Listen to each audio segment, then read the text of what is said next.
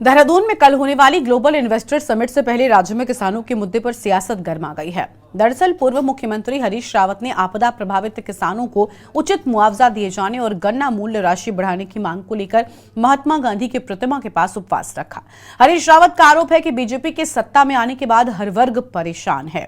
जवानों और किसानों की स्थिति सरकार और खराब कर रही है। हरीश रावत ने सरकार पर किसानों की उपेक्षा करने का आरोप लगाते हुए जल्द ही किसानों की मांग पूरा करने की बात कही है और भाजपा ने हरीश रावत के उपवास को नौटंकी करार देते हुए इन्वेस्टर समिट के कार्यक्रम को खराब करने की एक साजिश करार दिया है। अब बीजेपी का तर्क है कि हरीश रावत को किसानों की चिंता नहीं बल्कि हरिद्वार से चुनाव लड़ने की चिंता है। वहीं एक तरफ जहां राज्य में किसानों के मुद्दे पर सियासत गरमाई है तो दूसरी ओर भाजपा किसानों के साथ सेल्फी खिंचवाने का अभियान चला रही है। बता दें कि प्रधानमंत्री नरेंद्र मोदी 100 डेज चैलेंज नाम के अभियान की शुरुआत करने जा रहे हैं। इस अभियान के तहत सेल्फी विद किसान, सेल्फी विद लाभार्थी, सेल्फी विद फर्स्ट वोटर अभियान शामिल है। इस अभियान के तहत केंद्र और राज्य सरकार के कार्यों की जानकारी देते हुए रोज 10 लोगों को नमो ऐप से जोड़ने का लक्ष्य है। इसके साथ ही माइक्रो डोनेशन के तहत 5 रुपए से 2000 रुपए तक पार्टी फंड में जमा कराने के लिए भी अभियान चलाया जाएगा। अब सवाल यह है कि एक तरफ किसानों के साथ सेल्फी ली जा रही है तो दूसरी ओर विपक्ष सत्ता पक्ष पर किसानों की उपेक्षा करने का आरोप भी लगा रहा है। इसी मुद्दे पर होगी चर्चा और खास मेहमानों का पैनल हमारे साथ में होगा, लेकिन उससे पहले एक नजर आज की इस खास रिपोर्ट पर डालिए।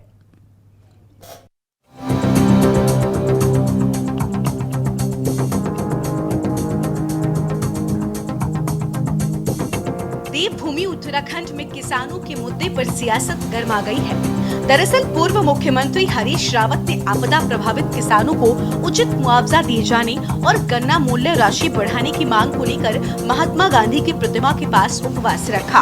हरीश रावत ने सरकार पर किसानों की उपेक्षा का आरोप लगाते हुए जल्द किसानों की मांग को पूरा करने की मांग की है। ऐसा न होने पर उग्र आंदोलन की चेतावनी भी दी गई है। वहीं भाजपा ने हरीश रावत के उपवास को नौटंकी करार देते हुए इन्वेस्टर समिट के कार्यक्रम को खराब करने की एक साजिश करार दिया है। इसके साथ ही बीजेपी का तर्क है कि हरीश रावत को किसानों की चिंता नहीं बल्कि हरिद्वार से चुनाव लड़ने की चिंता है। किसान का जो अपमान करेगा भगवान का अपमान करेगा। यदि भाजपा भगवान का अपमान करना चाहती है तो मैं कैसे रोक लूंगा। हम तो अपना कर्तव्य पूरा करें। हमारा कर्तव्य है कि हम कोई कष्ट है, कोई समस्या है तो उसको उठाएं और ये समस्या है, ज्वलंत समस्या है और देश के लिए जरूरी है। उत्तराखंड राज्य का एक महत्वपूर्ण इन्वेस्टर समिट हो रहा है। इस इन्वेस्टर समिट में देश और विदेश के तमाम उद्योगपति भाग लेने वाले हैं। देश के प्रधानमंत्री नरेंद्र भाई मोदी जी का संबोधन होना है, उसका उद्घाटन करेंगे।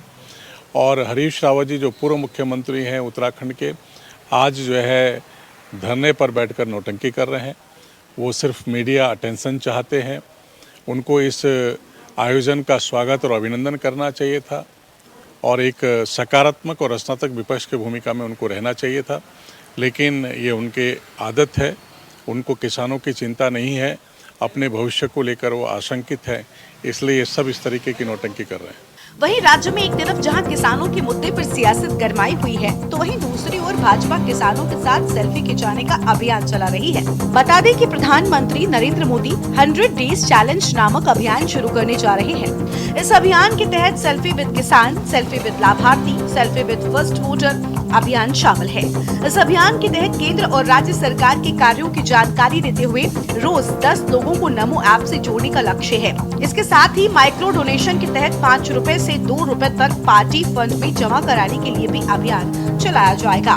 वहीं कांग्रेस ने भाजपा के इस अभियान पर तंज कसा है।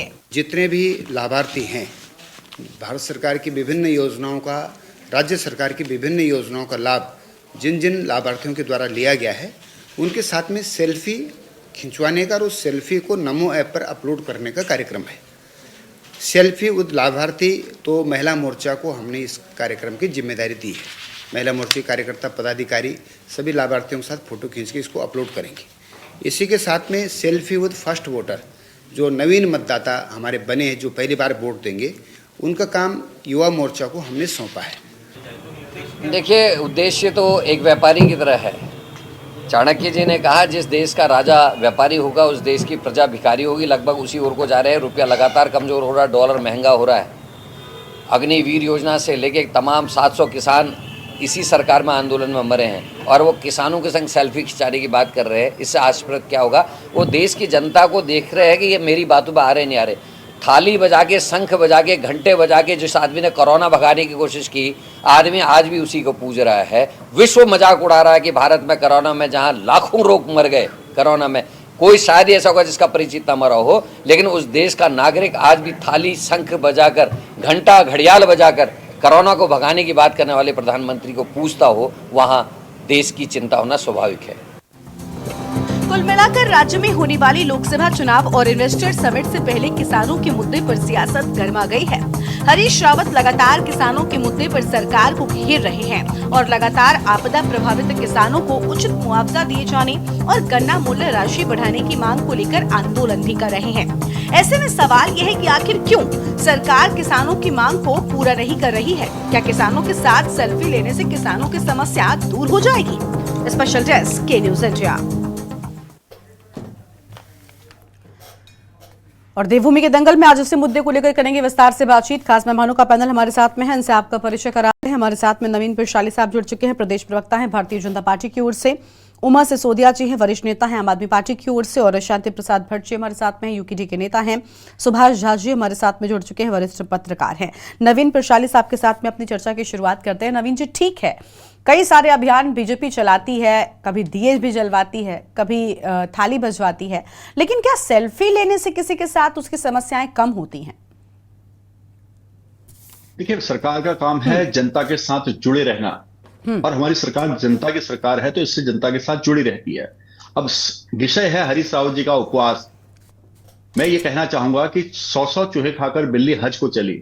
आप देख सकते हैं 1975 में जब 20 सूत्री कार्यक्रम आया था, आप हरीश रावत पर जवाब पहले देने लग गए। मैंने आपसे सवाल किया कि क्या सेल्फी लेने से समस्याएं कम होती हैं? हरीश रावत पर बात कर लेंगे, नहीं, पहले अपने अभियान पर बात करिए ना आप। कि सरकार का काम होता है जनता से जुड़ा रहना, और हमारी सरकार जनता से जुड़ी रहती है, इसलिए ये अभियान समय समय पर चलाए जाते हैं। उसी के तहत हमारा ये अभियान भी है, और उनकी समस्या सुनने का एक मौका भी होता है कि जनता क्या कह रही है, उसको सरकार तक सीधे बातचीत पहुंचती है संगठन के जरिए, और उस काम को हम करते हैं। इसलिए हमारा आधार इतना मजबूत है कि हम जनता और सरकार के बीच में संगठन एक ऐसा पुल का काम कर रहा है, जो हर समस्या को सरकार तक पहुंचाता है, सरकार उसका समाधान करती है। अगर आप सरकार की बात करेंगे, किसानों की समस्या की बात करेंगे, तो अगर भारतीय जनता पार्टी की केंद्र सरकार की मैं बात करूं तो किसान सम्मान निधि की हमने शुरू की।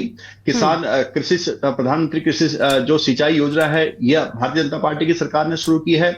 और मृदा योजना अगर आप करें, मृदा स्वास्थ्य कार्ड भारतीय जनता पार्टी की सरकार ने चलाई, और किसान क्रेडिट कार्ड समेत कई योजनाएं सरकार ने चलाई है, जिससे किसानों का उत्थान हो सकता है। अब मैं फिर उसी बात पर आऊंगा जो समस्या मेन है। और आप सवाल पूछ लेंगे तो सही है, नहीं तो मुझे अपना बताना पड़ेगा, क्योंकि मैंने आपके इंट्रो में हरीश रावत जी का बयान पढ़ा है, इसलिए मैं उस पर अपनी सफाई अपनी सरकार की तरफ से देना चाहता हूं, अपने संगठन की तरफ से देना चाहता हूं। कि मैं ये कह रहा था कि 1975 में जब 20 सूत्री कार्यक्रम शुरू हुआ था, उसी वक्त हरीश रावत जी का भी उदय राजनीति में हुआ था।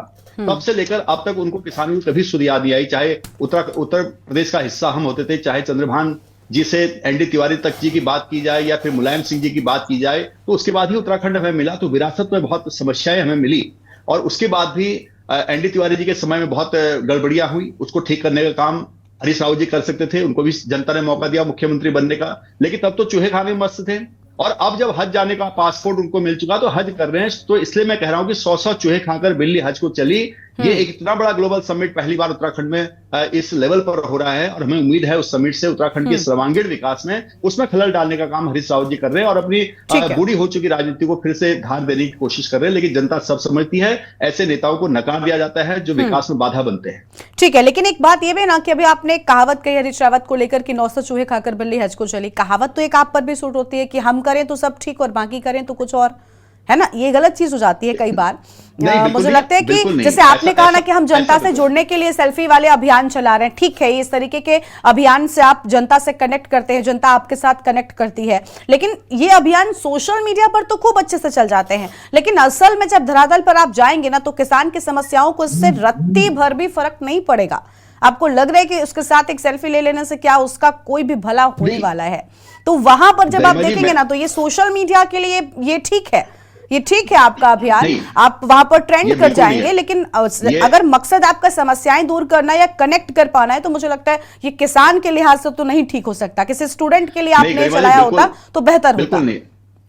भारतीय ठीक है। जनता पार्टी की हर योजना धरातल पर होती है, धरातल पर उतारी जाती है, क्योंकि हमारा संगठन, अगर आप कांग्रेस या अन्य दलों की बात करते हैं तो शायद उनके पास इतना बड़ा संगठन नहीं है कि पूरे देश में फैल जाए, लेकिन भारतीय जनता पार्टी का संगठन 15 प्रमुखों तक है और वो सीधे उस व्यक्ति तक पहुंचते हैं जो आवश्यक होता है, उसका फीडबैक ठीक है। आता है, वो डेटा एनालिसिस करके, विश्लेषण करके तब हमारी सरकारें योजना भी निकालती है। तो कह सकते हैं कि भारतीय जनता पार्टी की सरकार जो कह रही है वो धरातल पर उसको मूर्त रूप देने के लिए करती है और हमारा ठीक है। जनता से सीधा जुड़ाव होता है। यही एक जनाधार का बड़ा कारण है। ठीक है, ठीक है, ठीक है। शांति प्रसाद जी के पास में जाएंगे। शांति प्रसाद जी, हरीश रावत अगर किसानों की मांग को लेकर धरने पर बैठ रहे हैं तो उनकी राजनीति को नौटंकी करार दे दिया जाता है कई बार, जैसे अभी भी नवीन जी ने कहा कि भाई 900 चूहे खाकर बिल्ली हज को चली, यानी अब होश आया है हरीश रावत को। लेकिन दूसरी ओर बात यह कि आप सीधे तौर पर इसे G20 की खींच बता रहे हैं, जो माफ कीजिएगा जो इन्वेस्टर समिट है उसकी खींच बता रहे हैं, और दूसरा ये कि अगर वो करे तो ठीक और कांग्रेस करे तो दिक्कत, ये कैसे सही है? कांग्रेस अगर वही चीज किसानों का मुद्दा उठाकर सवाल पूछ रही है तो वो गलत कैसे हो सकती है? और ये सेल्फी खींचकर भी किसानों का भला कर रहे हैं। देखिए गरिमा जी, डिबेट का जो सार आपने लिखा है कि किसानों पे, जवानों पर, सेल्फी पर बवाल, हम ऐसे नहीं कहते कि दोनों राष्ट्रीय पार्टियां राजनीतिक आकंठ भ्रष्ट और बेईमान पार्टी है। और जो बात हम पिछले करीबन 15 दिन से कह रहे हैं कि ये इन्वेस्टर समिट दिखाने के लिए कुछ और है, इसके पीछे लोकसभा की तैयारी है, और आज साबित हो गया। हाँ। ये मैं नहीं कह रहा हूं, भारतीय जनता पार्टी के प्रवक्ता ने कहा कि हरीश रावत जी राजनीति कर रहे हैं। मोदी जी क्या करेंगे कल आके? अब मैं उद्घाटन दूसरी करेंगे। बात ये कहता हूं, हरीश रावत जी का ये जो गांधीवादी विचारधारा की तरह उपवास है किसानों को लेकर, मैं पूछना चाहता हूं, आप मुख्यमंत्री थे, आपने किसानों को कितना समर्थन मूल्य दिलवाया कभी, और कितना आपदा में किसानों के लिए आगे बढ़ चढ़कर काम किया? ये भी 4 महीने पहले चुनाव की तैयारी में अभी से लग गए, और वो भी गांधी की मूर्ति के नीचे। इनके चरित्र में गांधी है?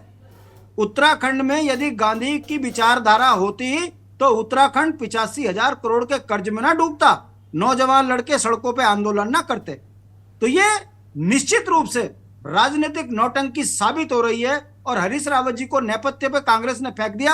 अब वो जाती हुई जिंदगी में अभी इस तरह की बात कर जो है अपने आप को स्थापित करने का प्रयास कर रहे हैं। जमीनी हकीकत यह है कि हरीश रावत जी राजनीतिक रूप से अब असफल साबित हुए हैं। अब आ जाइए भारतीय जनता पार्टी का।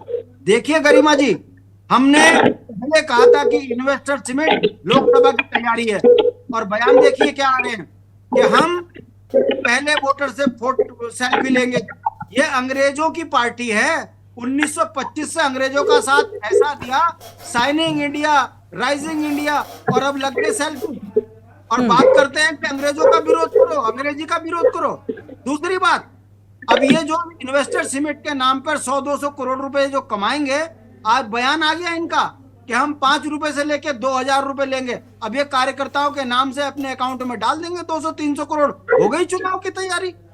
इसको इन्वेस्टर समिट की जनता है। हाँ, इतना जरूर है कि दीवारों को पोत देने से यदि विकास होता तो मैं सवाल खड़े कर रहा हूं, कहां गए ठेली वाले? मार मार के भगा रहे उनको। कहां गए वो जिनके तारे लगी हुई थी, ऑपरेटर जो टीवी चलाते हैं आजकल, नेट केबल वाले, सारे उखाड़ के बाहर फेंक दिए। ठेली वाले भगा दिए, जिन्होंने कब्जे करे हुए थे वो सारे हटा दिए। कहां के? कह रहे हैं कि जिस रोड से तमाम विदेशी मेहमान आएंगे उस रोड के इर्द गिर्द कहीं कुछ भी नहीं दिखना चाहिए। ये विकास है उत्तराखंड का। ये दुर्भाग्य है गरिमा कि अगर किसी पहाड़ी को विकास दिखाना है तो उसका डांस करवाना शुरू कर देते हैं, उत्सव। और अगर विकास ना, किसी पार्टी पे सवाल खड़ा करो तो दीवार पोतना शुरू कर देते हैं कि देखिए कितनी सुंदर दीवार है। इससे उत्तराखंड का विकास होगा। अगर वाकई ही इन्वेस्टर समिट की बात कर भाजपा कर रही है, मैं राजनीति छोड़ दूंगा, ये जाए ना, बेरोजगार संघ को खत्म करें, बॉबी पवार को बैठाएं और उसके गले में माला डालें, कहें कि उत्तराखंड के तमाम बेरोजगारों को हम इसमें रोजगार देंगे। मुझे लगता है कि वाकई सरकार चिंता, अरे उत्तराखंड के मूल निवासियों पे तो पड़ रहे लट, और यहाँ पर विदेशियों को बुला रहे। और ये जो ऑल वेदर का काम, सॉरी, ये जो इन्वेस्टर समिट में दीवार पोतने वाले हैं कौन है? ये तमाम वो लोग हैं जिनके नाम पर ये उत्तराखंड के जनता को भ्रमित करते हैं। उन अल्पसंख्यकों के बदौलत तो इनकी राजनीति जम रही, सड़क वो बना रहे, सारे काम तो वही कर रहे। और उसके बाद हम पूछना चाहते, मैं बात खत्म कर रहा हूं, मैं पूछना चाहता हूं गरिमा जी, अगर वाकई ही इन्वेस्टर समिट की बात हो रही, वाकई किसानों की बात हो रही, तो भाजपा बताए ना ये 5 रुपए और 2000 रुपए की बात कहां से आई और अभी क्यों आई? मोदी जी का यहाँ आना और चंदा इकट्ठा करना, यह भाजपा का लक्ष्य है कि इन्वेस्टर समिट के माध्यम से 2.5 से 3 लाख करोड़ रुपए इकट्ठा करना, यहाँ पर इन्वेस्ट कराना है। ना तो 2.5 लाख करोड़ इन्वेस्ट होगा, क्योंकि इनके बयान 2 लाख से शुरू हुए 3 लाख पे आके अटक गए। जमीन में हकीकत यह है कि जितने अधिकारी इस समय पर काम कर रहे हैं, सब हाथ जोड़ जोड़ कर कह रहे भैया 2 दिन किसी तरह से निकाल दीजिए, फिर आप पुनः कब्जा कर लेना, पुनः रेडिया लगा लेना, और बस ये सड़क गंदी ना हो, हमारी नौकरी बचा लीजिए, वरना तानाशाही हमारी जान ले लेगा। इसलिए रात और दिन सड़क काली करने पर लगे हुए, सफेद करने पर लगे हुए। ये विकास जो छदम विकास उत्तराखंड की जनता को दिखाया जा रहा है, हम ऐसे विकास को सिरे से खारिज करते हैं। और हम पुनः कहते हैं कि भारतीय जनता पार्टी और कांग्रेस ये लोकसभा की तैयारी में बैठकर जो धरना प्रदर्शन की नाटंकी कर रहे हैं, हरीश रावत को चिंता है कि हरिद्वार का टिकट मुझे मिल जाए और मैं किसानों का हितैषी बन जाऊं, और भाजपा को लगता है, ठीक है, यानी आपने एक तीर से 2 निशाने लगाए, कांग्रेस को भी नहीं छोड़ा और बीजेपी को भी नहीं बख्शा है। ठीक है, सत्य है, चंदा इकट्ठा करने वाली पार्टी है भाजपा। 500 रुपए 2000 रुपए बोलकर और सेल्फी युवा बोलकर इन्होंने साबित कर दिया इनको इन्वेस्टर से नहीं, लोकसभा चुनाव की तैयारी है, और दोनों राष्ट्रीय पार्टियां राजनीतिक बेईमान है उत्तराखंड में। ठीक है, ठीक है। उमा जी हमारे साथ में जुड़ चुकी है, आम आदमी पार्टी की वरिष्ठ नेता है। उमा जी, स्वागत आपका भी के न्यूज इंडिया पर। उमा जी, वैसे तो अगर केंद्र के लिहाज से देखें, अभी शांति प्रसाद जी ने भी कहा कि भाई ये तो 24 की तैयारी है, अगर उस लिहाज से देखें तो आप कांग्रेस पार्टी के साथ महागठबंधन में दिखाई देती हैं, लेकिन ये क्या चल रहा है? कांग्रेस पार्टी से हरीश रावत को चुनाव से पहले ये सब याद क्यों आ जाता है? सवाल उठेगा ना, अगर आप सिर्फ चुनाव से पहले एक्टिव होंगे। अब तक तो सिर्फ कांग्रेस पार्टी पर ही सवाल उठते थे कि भाई ये तो चुनावी मेढक कहती है बीजेपी कि चुनाव आता है उससे पहले एक्टिव हो जाते हैं, वरना नजर नहीं आते कि कहां है आपके, चाहे केंद्रीय नेतृत्व की बात हो या क्षेत्रीय नेताओं की बात हो। और जब वैसी चीजें नजर भी आने लगेंगी तो नोटिस भी होंगी और सवाल भी उठेंगे।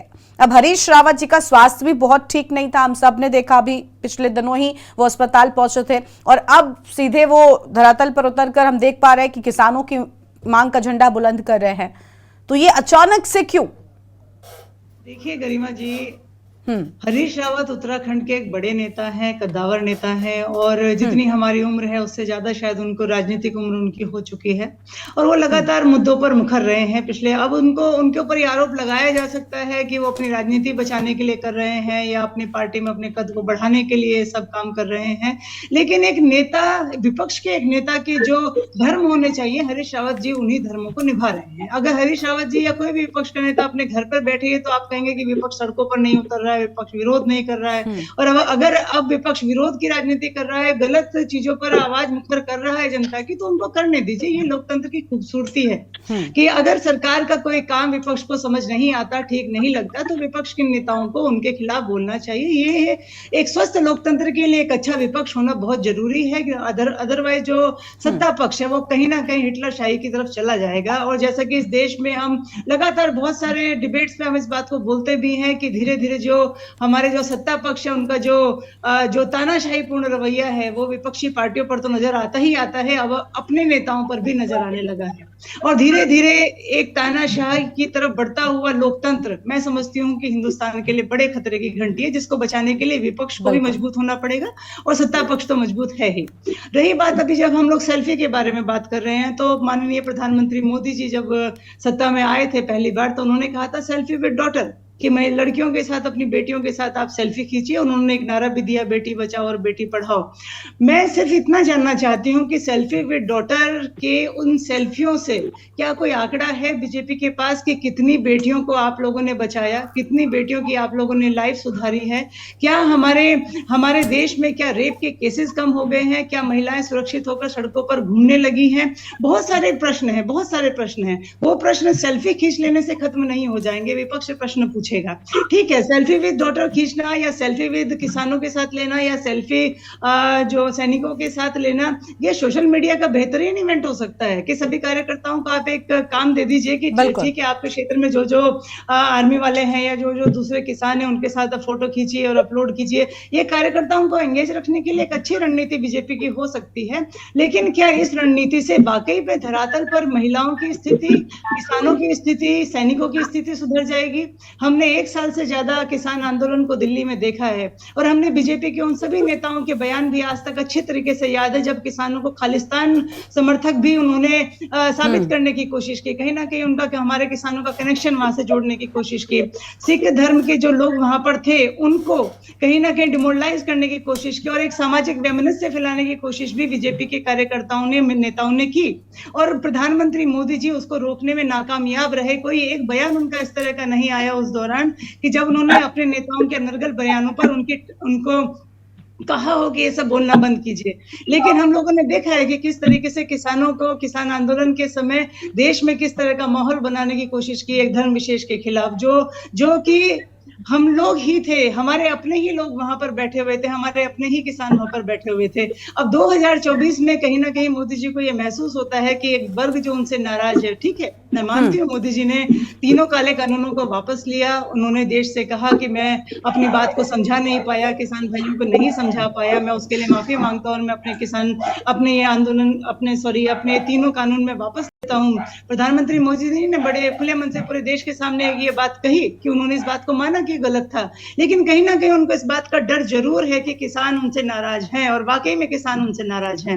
और आज प्रधानमंत्री मोदी जी जिस तरीके से 2024 के इस समिट के बहाने, इस इन्वेस्टर समिट के बहाने 2024 की तैयारियों में यहाँ पर आ रहे हैं, तो उनको कहीं ना कहीं ये डाउट है कि किसान मेरे से नाराज हो सकते हैं, तो मैं कोई ऐसा मौका ना छोड़ूं किसानों की नाराजगी दूर करने के लिए और किसानों के साथ इमोशनली कनेक्ट होने के लिए। ठीक है, आप बिल्कुल ठीक कह रही हो उमा जी कि हरीश रावत के राजनीतिक अनुभव को लेकर मुझे लगता है कोई भी टिप्पणी नहीं की जा सकती है। वो उत्तराखंड में वरिष्ठ नेताओं में से एक है, लेकिन होता क्या है, टाइमिंग को लेकर कई बार सवाल उठ जाते हैं। अब जैसे हरीश रावत का अचानक से इस इवेंट के पहले ये करना, ये भी सवालों के कटघरे में खड़ा हो जाता है ना कि आखिर ऐसे वक्त में ही क्यों, ये बड़ी बात है और अचानक से एक मुद्दा उठा लिया जाता है। वो कोई भी उठाए, अगर ये बीजेपी के लोग भी उठाएंगे तो शायद कांग्रेस भी उसको उतनी ही तेजी के साथ में घेरेगी। प्रदेश प्रवक्ता है कांग्रेस पार्टी की ओर से, आपका भी स्वागत सर। कांग्रेस पार्टी अगर कुछ करे तो ठीक है, कांग्रेस पार्टी ठीक है, मतलब एक सवाल ये भी उठता है ना कि सर कोई भी इवेंट हो रहा है या चुनाव हो रहा है उससे ठीक पहले कांग्रेस पार्टी ऐसा लगता है नींद से जाग जाती है।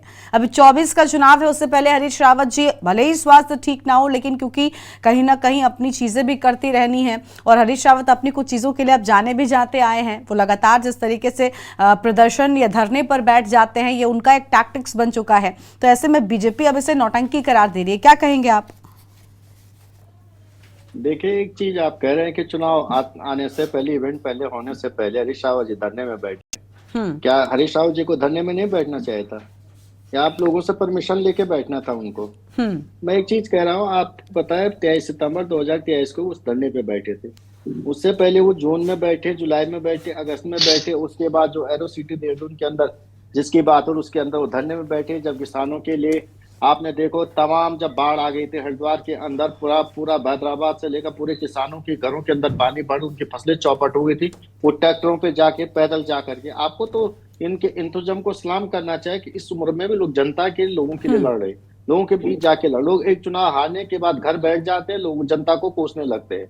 लोकतंत्र की खूबी है, हरीश रावत जी एक राजनीति का और बड़ा अध्याय है जिनसे सीखने की जरूरत है, चाहे वो पक्ष हो विपक्ष हो। अब कहने को जिन लोगों ने कभी प्रधान का चुनाव नहीं लड़ा वो कुछ भी कह दे, उससे लेना देना नहीं है। लेकिन लोकतंत्र में जीत हार अपनी जगह है, लेकिन लोगों के जो आम जनमानस के मुद्दे, चाहे बेरोजगारी हो, भ्रष्टाचार हो, किसानों का मुद्दा हो, चाहे वो किसी का मुद्दा हो, जन सरोकारों को लेकर के कोई व्यक्ति उसको लेके और गांधीवाद तरीके से उसका यदि समाधान चाहता है और अपनी सरकार से उसके लिए मांग चाहता है कि भाई ये जो गांधीवादी तरीका उसके अंतर्गत जिन लोगों की समस्या उनको दूर करने का काम किया जाए, उसको लेके बार बार राजनीति से क्यों जोड़ा जाता है? व्यक्ति को क्यों इस तरह के आरोप लगाए जाते हैं कि भाई कल इन्वेस्टमेंट समिट हो जाएगा तो इस तरह उनको नहीं बैठना चाहे, अगर ये बात हो जाती तो उनको नहीं बैठना चाहे। ये जो बातें जो कायदे लगाए जाते मुझे लगता है निहालत है उनका मैं उनके व्यक्तित्व को यदि आप देखेंगे और यदि उनके संघर्ष को आप देखोगे तो आपको लगेगा वास्तव में राजनीतिक जीवन में उनका कद क्या है और कितने उस समाज के लिए समर्पित है। वो आज जिंदगी में इतने बड़े एक्सीडेंट होने के बावजूद उनकी जब तबियत खराब नहीं, परसों में उनको मिला था, उनकी तबियत बिल्कुल ठीक नहीं है, उसके बावजूद भी यदि लोगों के लिए वो लड़ रहे हैं, अपनी जान हथेली। जिस दिन उनका एक्सीडेंट हुआ उस दिन भी वो लगातार गढ़वाल के दौरे के बाद वो कुमाऊं दौरे पे जा रहे थे। रात 12:30 बजे उनका एक्सीडेंट हुआ। तो आप समझ सकते हैं कि एक व्यक्ति जो 80 दशक में जाने वाला हो और उसके बावजूद भी वो जनता और लोगों के लिए इतना सक्रिय हो, ऐसे व्यक्ति की जिसकी कोई राजनीतिक ऐसी इच्छा नहीं है कि जिसको लेकर जो पद उन्होंने पाया ना हो और जो लोगों ने उनको आशीर्वाद न दिया हो, लेकिन लोगों के लिए, क्योंकि उन्होंने जो सामाजिक जीवन में पाया है वो समाज को देने के लिए उन्होंने किया। नहीं, नौजवान लोगों को भी और जो उनके साथी लोग जो स्टॉक की बात की, उनका अगर उनके 1/4 भी कोई बन जाए तो मैं समझता हूँ कि बहुत जीवन में बहुत नहीं, बिल्कुल मैं आपकी इस बात को स्वीकार कर रही हूँ लखपत जी कि ठीक है, हरीश रावत बहुत अनुभवी नेता है, बहुत वरिष्ठ है, नो डाउट। इसको मुझे लगता है कोई भी राजनीतिक दल मानने से ऐसा नहीं है कि सहमत नहीं है। लेकिन दूसरी बात आपने ये कहा ना कि क्या पूछ कर बैठना चाहिए। नहीं सर, बिल्कुल हमसे पूछ कर नहीं बैठना चाहिए, हमें कोई आपत्ति भी नहीं है। आपके जो विरोधी हैं राजनीतिक, वो इस चीज को लेकर सवाल उठा रहे हैं। अब क्योंकि आप कांग्रेस पार्टी की ओर से थे, हालांकि पहले से मेहमान थे हमारे पास में सुभाष जी, उनकी प्रतिक्रिया लेनी थी, लेकिन मैंने सोचा कि पहले राजनीतिक दलों की प्रतिक्रिया आ जाए, इसके बाद उनके पास जाऊं। और दूसरी बात आपने कही कि देखिए हरीश रावत जी लगातार ये करते रहते हैं, हरीश रावत जी लगातार ये कहते रहते हैं, अपनी मुद्दे उठाते रहते हैं। अब उन्होंने गांधीवादी पैटर्न पकड़ लिया है कि अब वो धरने पर बैठ जाते हैं। ठीक है, अपनी बात कहने का एक ये भी तरीका है और पॉलिटिक्स में बहुत आम हो चुका है। लेकिन दूसरी बात ये कि हरीश रावत को क्या ये चिंता नहीं है कि प्रदेश में एक बड़ा इवेंट होने जा रहा है? अगर आप कह रहे हैं कि हम तो सिर्फ किसानों के हित के लिए धरने पर बैठ गए हमारे वरिष्ठ नेता, लेकिन आप जो करें वो ठीक, अगर इसी नजरिए से आप बीजेपी के इस काम को देखिए तो ये जो सरकार करवा रही है इन्वेस्टर समिट, ये किसके लिए करवा रही है? ऐसा तो नहीं है कि सीधा सीधा पूरा फायदा बीजेपी को देकर जाएगी। ये तो प्रदेश के हित के लिए हो रहा है ना, ताकि प्रदेश के लोगों को रोजगार मिल सके। तो हमारे सारे इवेंट्स, हमारे सारे धरने, हमारा सारा विरोध ठीक है, लेकिन जब बीजेपी कुछ करने लग जाए तो ये उनका चुनावी प्लान हो गया, ये चुनावी इवेंट हो गया। तो मीठा मीठा गपगप और कड़वा कड़ा थू कैसे चलेगा? सुन तो लीजिए, सवाल भी आप करेंगे, जवाब भी आप देंगे, नहीं चलेगा। नहीं, मैं अब आप ही से सुन रही हूँ सर, आप ही से सुन रही हूँ। सुनिए, अब मेरी बात सुन लीजिए। आपने कहा ये भाजपा को आप क्यों नहीं पूछते कि 2018 में प्रधानमंत्री जी के नेतृत्व में इस प्रदेश का 10,000 करोड़ रुपया खर्च कर करके इन्वेस्टमेंट समिट कराया गया। तब भी अडानी अंबानी जी आए थे, 1,40,000 करोड़ का अमूल साइन किया गया था। आज 7 साल बाद पूछा हूँ कि 40 रुपए का कोई भाजपा का प्रवक्ता बैठा होगा डिबेट में, बताया कि 40 रुपया कहाँ पे लगा हुआ। जो भाजपा के माने हमारे बहुत करीब साथी और मित्र बैठे, आज से 10 दिन पहले तक वो भाजपा को गलियाते थे, आज भाजपा के कसीदे करेंगे, बात अलग है। लेकिन मैं ये जरूर कह सकता हूँ, बताएं कि 10 रुपए का इन्वेस्टमेंट कहाँ पे हुआ है। और आज भी इस प्रदेश में, सुन लीजिए मैडम जी, कान खोल कर अपने मीडिया को भेज दीजिए। नहीं, मैं सुन रही हूँ, आप बताइए, यहाँ मैं सुनने के लिए आपको बैठी हूँ सर। इस प्रदेश की जनता इस इन्वेस्टमेंट के समिट के नाम पे प्रदेश की जनता की खून पसीने के पैसे को जिस तरह से लोगों के घरों का रंग रोहन से करने से लेकर ठेके में दे करके रात दिन आजकल जो काम किया जा रहा है, और पिछले 7 साल से जो स्थिति देहरादून की बनी जो आजकल किया जा रहा है, मैं ये पूछ रहा हूँ कि उसका हम सवाल नहीं उठा रहे, हम स्वागत करते हैं। लेकिन पिछले अनुभवों से आपने कभी पूछा कि कहाँ पे काम हुआ है? दूसरी बात मैं आपसे कह रहा हूँ, हरीश रावत जी किसानों को मुद्दा प्रधानमंत्री जी के सामने उठाएं, क्या हम प्रधानमंत्री जी हमारे नहीं है? क्या उन्हें चिंता नहीं देश के किसानों की? वो तो कहते हैं 2022 में दुगुना किसानों की आय करेंगे। ये सवाल आप किस तरह से पूछ रहे हैं? कोई हम पे प्रतिबंध प्रधानमंत्री जी हम धरना न करें।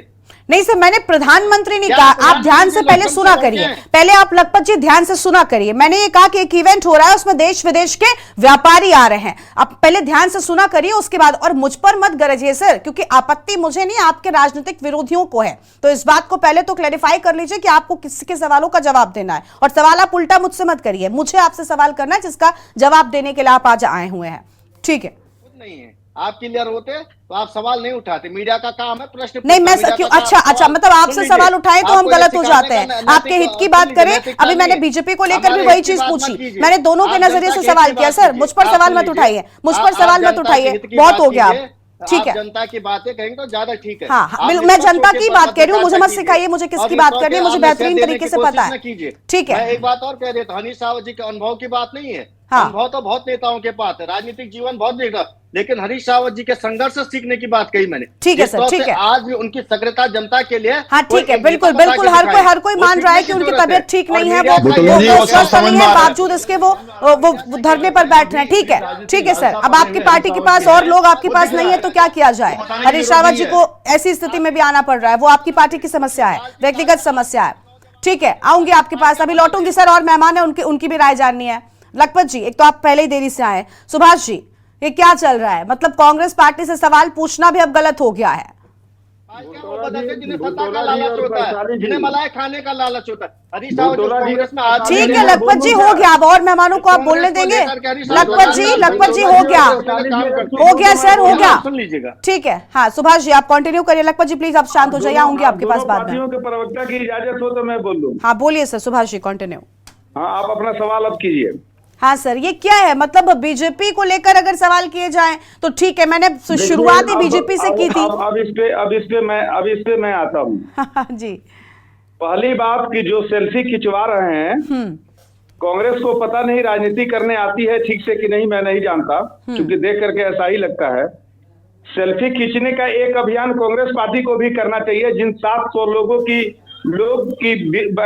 के घर के बच्चे जो है अनाथ हो गए, जिनके बीबियां, जिनकी जो विधवाएं हो गई, जिनकी माँ जो है, जिनकी गोदें सुनी हो गई, उनके साथ सेल्फी खींचने का काम कांग्रेस को करना चाहिए। अब कांग्रेस ये करेगी कि नहीं वो कांग्रेस जाने। दूसरी बात, जो ये पहली सरकार है लोकतंत्र की, इतने दिनों में चुल्लू भर पानी में, ये शर्म करने वाली बात है सरकार के लिए।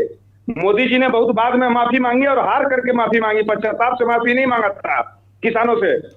इतने बड़े बड़े कील, 9-9 इंची के कील जो है सड़कों पे हलवाया था इस सरकार ने। ये यही सरकार थी, ये यही सरकार थी कि किसानों को खालिस्तानी बता रही थी। ये यही सरकार थी, उनके कार्यकर्ता देशद्रोही और गद्दार बता रहे थे। ये यही सरकार थी जो बता रही थी ब्रिटेन से पैसे आ रहे हैं, बाहर की फंडिंग है। आप समझिए, हमारी पत्रकारिता हमेशा इनकी राजनीति में फंस जाती है। अगर हम इनको कहते हैं, ये कहते हैं कि इस टाइम पे मत बोलिए, तो वो कौन सा टाइम होगा जब लोग अपनी सवाल उठाएंगे? आजकल नेट का जमाना है, ठीक है ना। नेट के जमाने में आप कहीं भी कुछ बोलती हैं तो वो बात दुनिया तक पहुंच जाती है, वो आपको पहुंचाने की जरूरत नहीं है, ठीक है ना। एक बात। दूसरी बात अब रह गई कि जिन्होंने कहा, हमारे यूकेडी के प्रवक्ता ने भी कहा और हमारे परसाली भाई ने भी कहा कि हरीश रावत नौटंकी कर रहे हैं।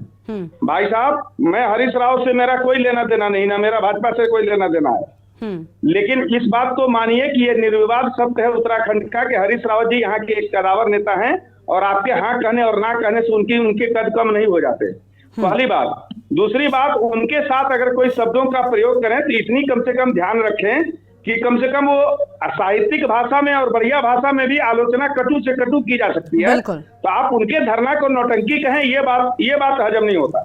ठीक है, आप ये कहें कहा उनकी टाइमिंग गलत है। लेकिन सुभाष जी मैं बिल्कुल आपकी इस बात से माफी के साथ टोक रही हूँ। मेरे एक सवाल सुनते जाइए, उसके बाद पूरा कर लीजिएगा। सुभाष जी पूरा कर लीजिएगा। ये सारी बातें ठीक है, लेकिन इससे बचा जाना चाहिए था। और मैं चूंकि पिरसाली भाई को बड़ा एक गंभीर प्रवक्ता मानता हूँ, बड़ा एक जवाबदेह प्रवक्ता मानता हूँ, अच्छा बोलते हैं, हमारे वो भाई भी अच्छा बोलते हैं। पता नहीं कैसे बोल के वो नौटंकी कर रहे हैं। नौटंकी करने का उन्हें जनता ने जनादेश दिया है कि वो इसी टाइप का नाटक करें और उनको ये नाटक करना चाहिए। यही नाटक वो नहीं कर रहे थे तो उन पर आरोप लग रहे थे कांग्रेस के ऊपर, जो कांग्रेस की धार खत्म हो गई है, कांग्रेस विपक्ष की भूमिका का काम करना बंद कर दी है। एक बात। दूसरी बात, जो हमेशा दूसरों पर सवाल डालना बंद कीजिए। आप याद कीजिए, वो दौर भी था जब फेसबुक पर आप भाजपा के खिलाफ कुछ भी बोलिए तो तुरंत जो व्हाट्सएप यूनिवर्सिटी के बच्चे हैं वो आपको देश के द्रोही, गद्दार, अर्बन नक्सली, फलाना ढिमकाना, कांग्रेसी शुरू हो जाते थे बोलने। वो बच्चे अब गायब हो गए, वो बच्चे अब नहीं। लेकिन सुभाष जी ठीक है, आप ठीक है, आपको लग रहा है बिल्कुल आपने दो तरीके से बात कह दी। किसानों पर गरिमा जी, हाँ गरिमा जी अब आइए किसानों पर। हाँ, किसानों के प्रति सच्ची श्रद्धांजलि होती कि आप बीज के दाम कम करते, किसानों के प्रति सच्ची श्रद्धांजलि होती कि आप खाद के दाम कम करते, किसानों के प्रति सच्ची श्रद्धांजलि होती कि आप जीएसटी से ट्रैक्टर को हटाते, किसानों के प्रति सच्ची श्रद्धांजलि। सर लेकिन ये सवाल कांग्रेस उठा रही है, ऐसा तो नहीं कि उसके राज्य में किसानों के लिए राम राज्य जैसी स्थिति रही है। बात तो ये ना कि कौन बोल रहा है, स्थिति नहीं रही। मैं पहले ही कह रहा हूँ, आपकी बात सही है। हाँ, लेकिन अभी सरकार है तो सवाल इन्हीं से होगा। सेल्फी विथ द सेल्फी जो था, आप याद करिए, उन्होंने कहा है, अभी आपकी प्रवक्ता ने वो ठीक बोल रही थी, उन्होंने कहा कि बच्चियों के साथ जो बेटी बचाओ और बेटी बचाओ में सबसे ज्यादा बलात्कार इसी 9 साल में हुए। और ये भी पहली घटना है कि एक केंद्रीय स्तर का मंत्री, खेल मंत्री और खेल की मेडल जीत के लाई लड़कियों को 3 महीना बैठना पड़ा एक FIR के लिए। ठीक है, यही सरकार है। और लेकिन नहीं लगता कि समिट के लिए कम से कम प्रदेश हित में जो काम हो रहा है उसके लिए थोड़ा सा सहयोग देना चाहिए? नहीं लग रहा है सुभाष जी, नहीं लग रहा है कि अगर कोई समिट हो रहा है तो ये समिट कोई बीजेपी का इवेंट तो है नहीं, ये सर सरकार का इवेंट है, सरकार प्रदेश हित में करवा रही है, तो थोड़ा सब्र रखा जा सकता है, मुझे लग रहा है। आपको नहीं लग रहा है क्या?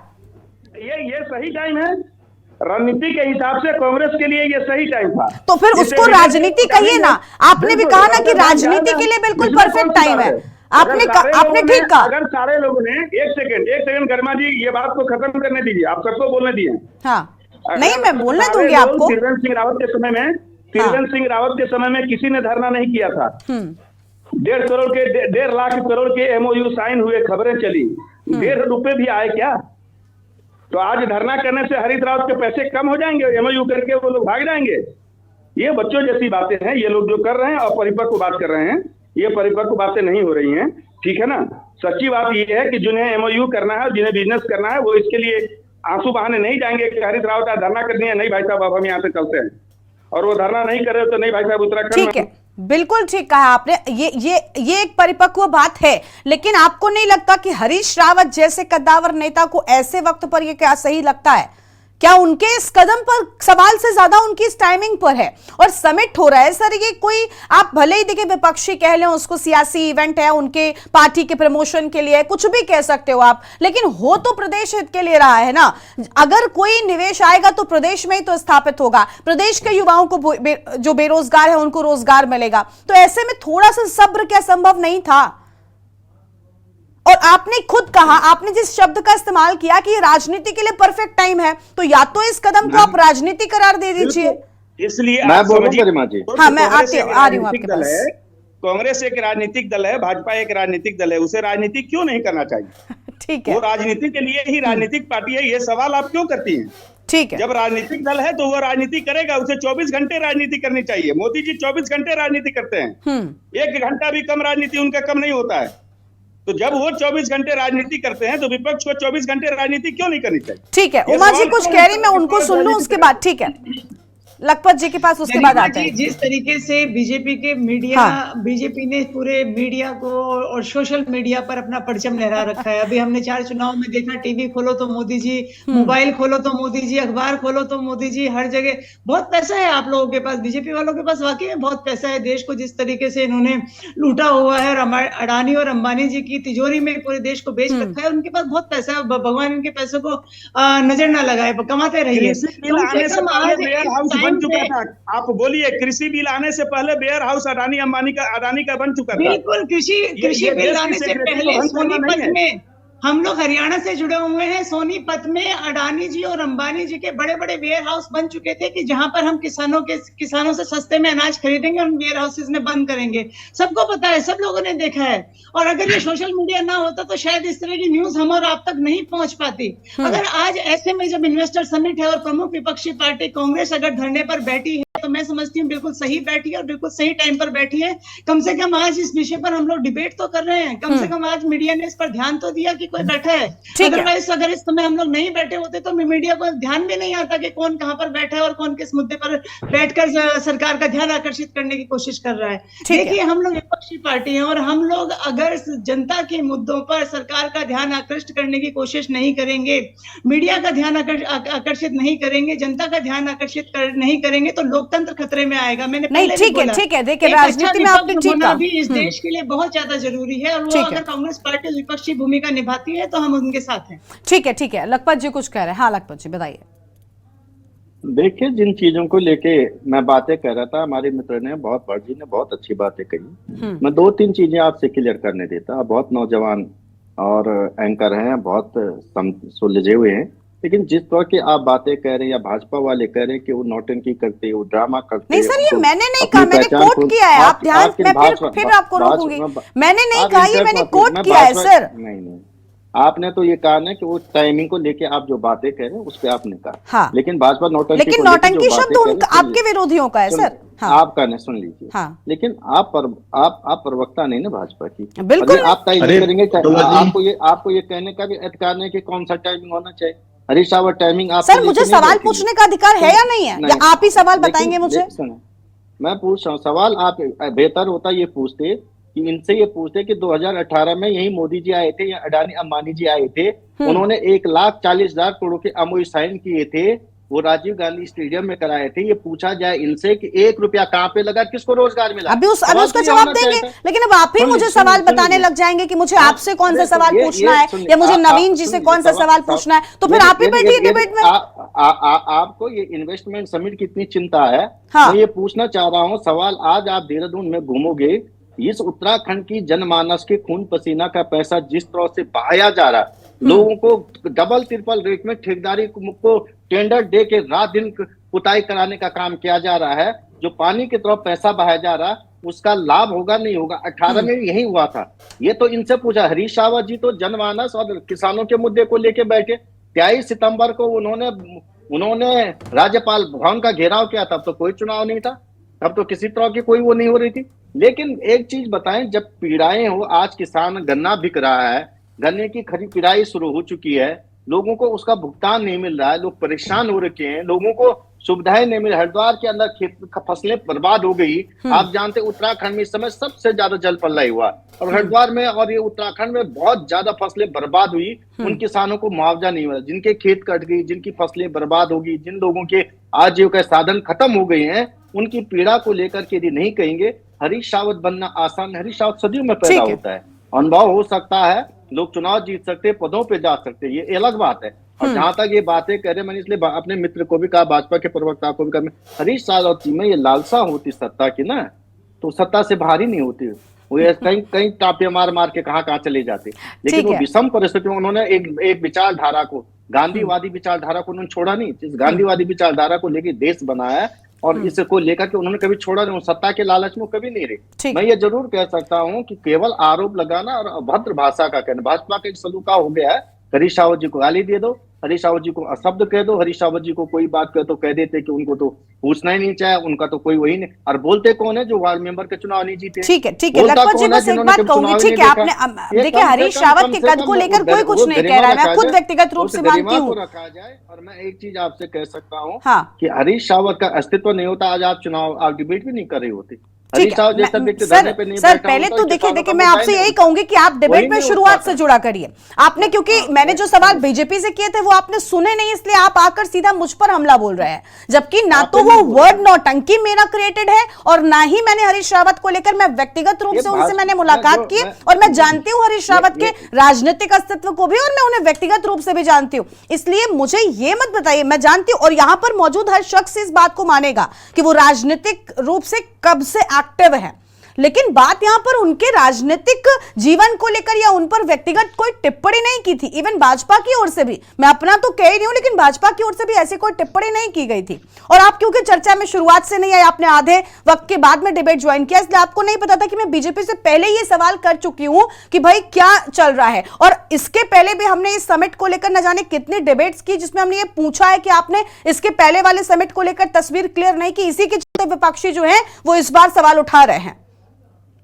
न जाने कितनी बार मैंने बीजेपी के प्रवक्ताओं से इस सवाल को पहले ही किया हुआ है, क्योंकि अगर कोई दूध का जला है तो वो छाछ फूक फूक कर पिएगा। इसके पहले भी समिट हुआ है और वहां पर तस्वीरें साफ नहीं थी, इसी के चलते आज विपक्षी में से आप सब लोग सवाल कर रहे हैं। नवीन जी अब बताइए सर। जी देखिए, बुटोला जी का तो हमने देखा कि इंटरवल के बाद ज्वाइन किया और ऐसा लगा जैसे क्लास में कोई बच्चा आधे उसमें आता है और सीधे टीचर से सवाल पूछता है होमवर्क पूछे जाने पर। अरे सर ये दोनों ही दलों का हो गया, ये दोनों ही दलों का है, इसमें कुछ नया नहीं है। ठीक है, जब जिसके मन की बात बोलिए उस दिन आप, ठीक है गरिमा जी हो गए, इतना ही काफी है। उनको वो समझ नहीं पाए थे, लेकिन गलती यहाँ पर आपकी नहीं है। और मैंने भी कोई अभी अपशब्द कांग्रेस के लिए यूज नहीं किया और उनके लिए भी यूज नहीं किया हरीश रावत जी के। लेकिन लालसा तो उनके मन में है, मुख्यमंत्री बनने की कसक तो है, ये तो हमें कहना पड़ेगा, इसमें हमें कहने में कोई गुरेज नहीं है। अगर उनको नहीं होता तो दूसरे प्रकार से राजनीति करते हैं। आज अगर हरीश रावत जी बोलते हैं मुझे कोई पद नहीं, नहीं लेकिन चाहिए, इस पर मुझे भी कुछ आपको करना, सवाल मेरे नहीं को उठाना चाहिए सर, इस पर आपको सवाल थोड़ी ना उठाना चाहिए कि उनमें लालसा है कि नहीं है। वो कई बार मुख्यमंत्री रहे हैं प्रदेश में और वो वरिष्ठ नेता है, ये पार्टी का उनका इंटरनल मैटर है, ये उनकी पार्टी का इंटरनल मैटर है। तो ये कहा कि 80 के दशक में पहुंच गए हैं, अभी भी लालसा रहती है व्यक्ति के, वो भी मान रहे हैं, बुटोला जी भी कह रहे हैं उनमें लालसा नहीं है, इसलिए मैं बोल रहा हूं कि लालसा है उनमें। मैं कह रहा हूं, मैं आरोप लगा रहा हूं उनमें लालसा है, इसलिए राजनीति कर रहे हैं। या तो हरीश रावत जी बोलते नहीं मेरे में लालसा नहीं है और मैं किसी पद पर नहीं करूंगा, तो बात खत्म है। लेकिन यहाँ मैं विभिन्न, आज सुभाष झा जी का भी मैं देख रहा था हिसाब किताब, मुझे लग रहा था कि जैसे बुटोला जी ने लेट एंट्री की तो उनकी भरपाई सुभाष झा जी कर रहे थे। लेकिन सवाल यह है कि मैं झा साहब को बताना चाहता हूँ, ठीक है आरोप, आप बहुत अच्छे विश्लेषक हैं, आपसे जब भी मैं